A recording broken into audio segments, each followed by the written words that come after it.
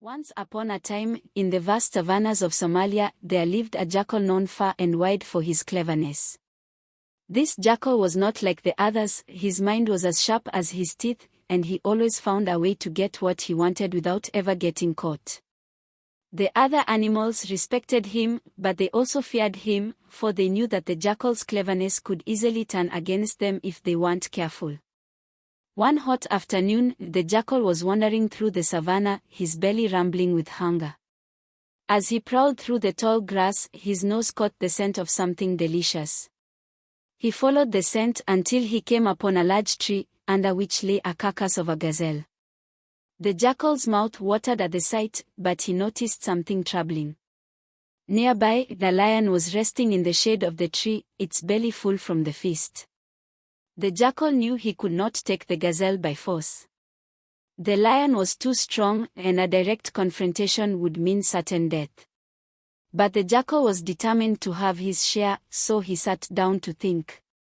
After a moment, a sly smile spread across his face as he concocted a plan. The jackal approached the lion cautiously, bowing low to the ground in a show of respect. "Almighty lion," he began, "forgive me for disturbing your rest, but I bring important news. I have just come from the river, where I overheard some alarming plans. The other animals are conspiring against you. They say you are growing old and weak, and they plan to challenge your rule. They have even invited a stranger from a distant land to come and fight you." The lion, proud and quick to anger, bristled at the jackal's words. "Who dares to challenge me? Tell me, and I will tear them to shreds," he roared. The jackal nodded, pretending to be frightened by the lion's anger. "I do not know the exact time or place, but I overheard that the stranger would arrive soon.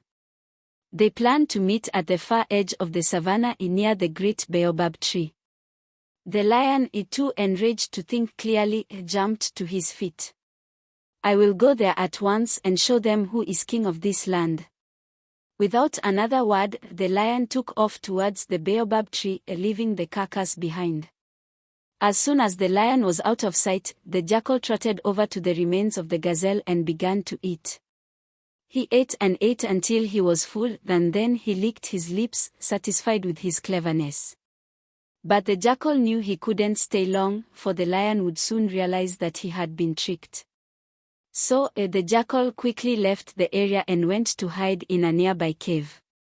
From his hiding spot, he watched as the lion returned, panting from the long run and still furious. When the lion saw that the carcass was gone, his rage knew no bounds.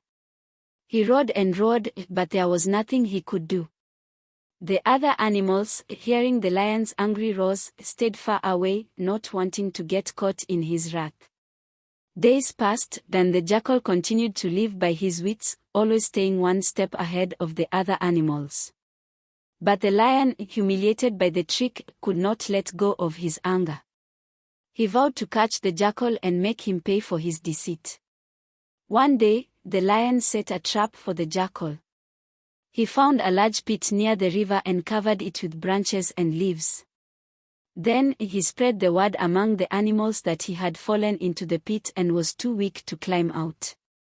The lion knew that the jackal would come to mock him, thinking he was finally safe. Sure enough, the jackal heard the news and couldn't resist the opportunity to taunt the lion. He approached the pit cautiously, his ears twitching with anticipation. But when he saw the branches and leaves covering the pit, he became suspicious. The jackal was too clever to be caught so easily. Instead of stepping on the branches, the jackal called out from a distance, "Almighty lion, I heard you were in trouble. How unfortunate that the king of the savannah has fallen into such a trap.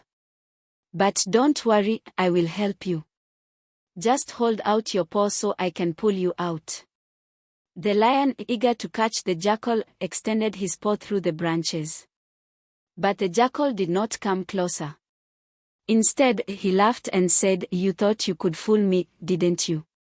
But you see, I am the clever one here, and I will not fall for your tricks." The lion roared in frustration, realizing that his plan had failed. The jackal is still laughing, turned and ran off, leaving the lion to stew in his own anger. From that day on, the jackal became even more cautious, knowing that the lion would never stop trying to catch him. But the jackal also knew that as long as he remained clever and quick-witted, he would always stay one step ahead of his enemies. And so, the clever jackal continued to live in the savannah, always finding a way to outsmart the other animals and keep himself safe. His reputation as the most cunning creature in the land grew, and though the other animals feared him, they also marveled at his intelligence. In time, the story of the clever jackal spread far and wide, becoming one of the most famous tales in all of Somalia. And even today, whenever someone uses their wits to solve a problem or escape a tricky situation, the people say they are as clever as the jackal.